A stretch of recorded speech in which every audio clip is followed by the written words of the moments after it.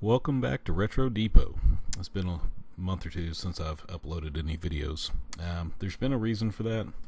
YouTube kind of upset me a little bit with some of the things that they've been doing, and I have since decided I was going to lay off on uploading videos and even look at some alternate media platforms to upload videos to. So far, haven't found anything. YouTube is still king, unfortunately, but they've really rubbed me wrong. I don't even watch videos on YouTube anymore because they've really just upset me. So having said that, I'm still going to be uploading here. I may look at some other things in the future, but for now I'm still going to be uploading to YouTube. But I'm going to be trying to focus more of my information into posts on my website and on the Facebook page. By the way, if you're not aware, the Retro Depot does have a Facebook page.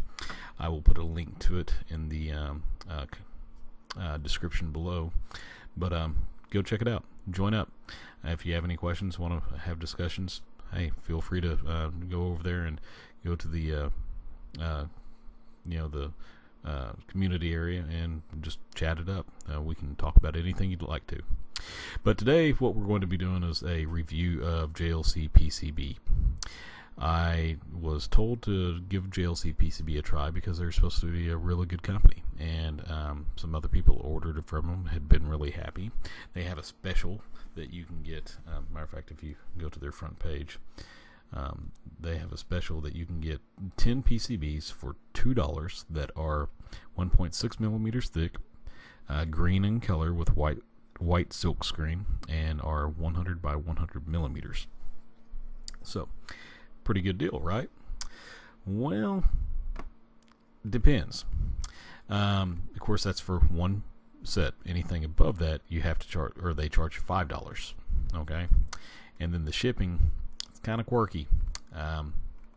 In their website, it's not very professional whenever it comes to calculating prices. I'm just going to be honest with you about that. I was, as far as how professional their website is, I gave them an F.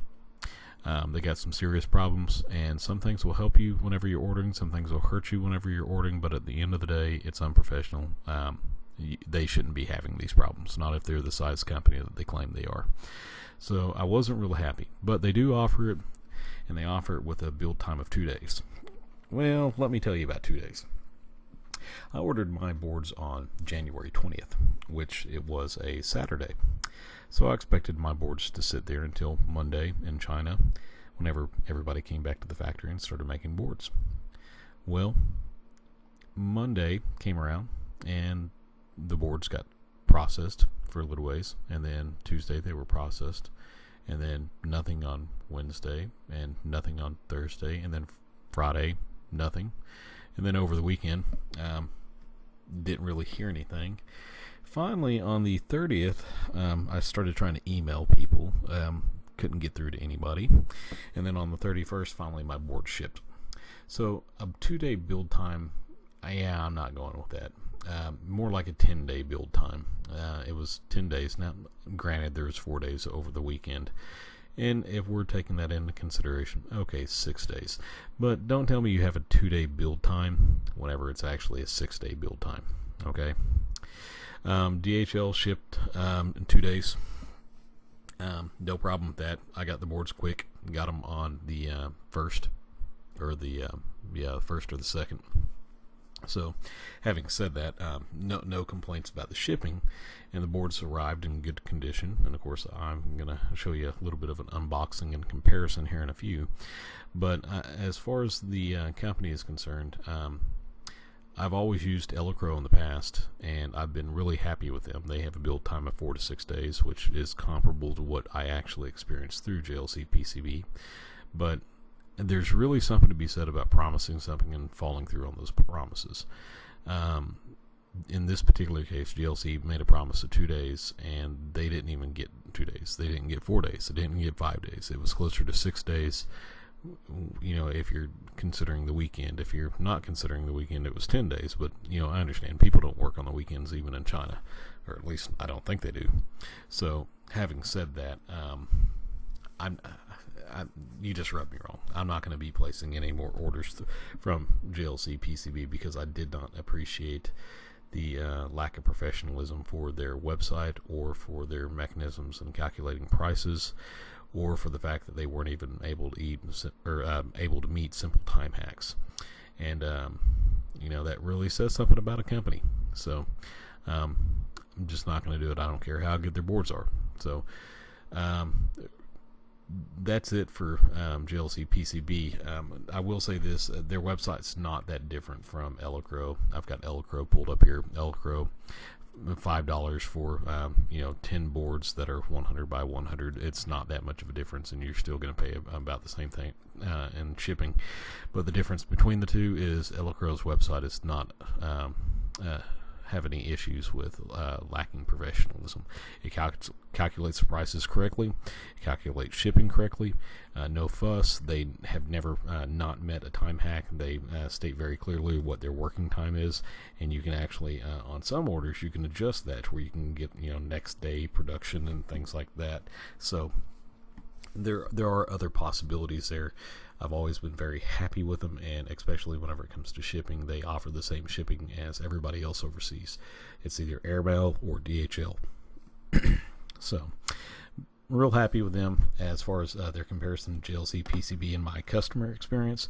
Elecrow wins hands down. JLC PCB, you got an F. Okay, so now let's go take a look at the boards. So I've got the box in from JLC PCB. If you're not familiar with JLC PCB, they are the company that is offering the $2 ship to your door 10-piece PCB package that you see advertised on Facebook, as well as a couple other places. I had a friend of mine suggest that we give them a try, so I ordered a couple batches of the G80S just to see what it looked like, and what I got was 4 packages. 2 of them had 10 boards in them a piece, and one of them had 8, and then the other one had 2. It turned out during the Elecrow test that they didn't have a couple of them that turned out right. They also sent me this little pin inside of a cardboard tube. I guess that's their free gift. I'm not really certain, but the pin right's nice. I didn't really keep it for myself, but my son asked if he could have it, and he's been using it to, I believe, do some of his doodling with. But the pin itself seems to ride okay. But we're not too worried about the pin right now. We're worried about the PCBs, which, as you can see, I've got an Elecrow board on the left and a JLC PCB board on the right. And if we take a close look here, you can see where the vias are. And you can see that the solder mask doesn't really do well over the tops of those vias. The solder mask leaves just a little bit to be desired whenever it comes to that. But if we look at the JLC PCB, you can see that they've actually uncovered all of those vias. And my design actually calls for those to be uncovered, but it seems to be a limitation of the Elecrow board. If we stick them side by side here, we can see a clear difference in quality between the two. The JLC PCB board is actually a little bit better whenever it comes to the silk screen and how it covers up the vias, but to be honest with you, in functionality, I have not been able to tell a difference between either board. And of course, they're both green, so there's no real advantage here on either one whenever it comes to the color of the silk screen or the solder mask itself. Now, speaking of the silk screen, as you can see, it's not quite as nice as it is on the Elecrow board. The Elecrow board has a little bit smoother silk screen, and I don't know if this is just because of a different process or if maybe this was a bad batch, but it seems to be the case on all of the boards that I ordered. However, I will say this: the detail on the silk screen is a little bit higher with the JLC PCB boards. So, and just a little thing that I noticed while looking at it. Now, one thing that I did really try to do with this is take close looks at the backs of the board. And one thing that I noticed was actually the resistors. if you look at the silk screen on the resistors, not so much the capacitors, but the resistors, you can see that on the JLC PCB boards, the silk screen is tiny, almost unreadable in places. And that's going to be a big issue if a person has difficult seeing small items. They may end up needing a magnifying glass. So JLC PCB, I don't know what you did with those, but that's definitely going to be something that's not going to be in your favor. But for the most part, the pads all look good, and I didn't have any other problems with the boards themselves.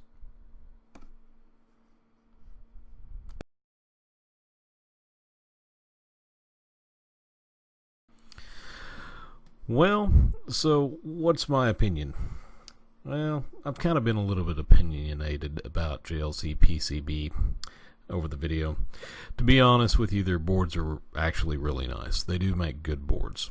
No complaints about the boards, with the exception of the silk screen. The silk screen, especially whenever it came to the SMD resistors, it was just too small, and I do not know why they would change the size of my silk screen. I guess maybe it's just their program that they use to view it. It's hard to say.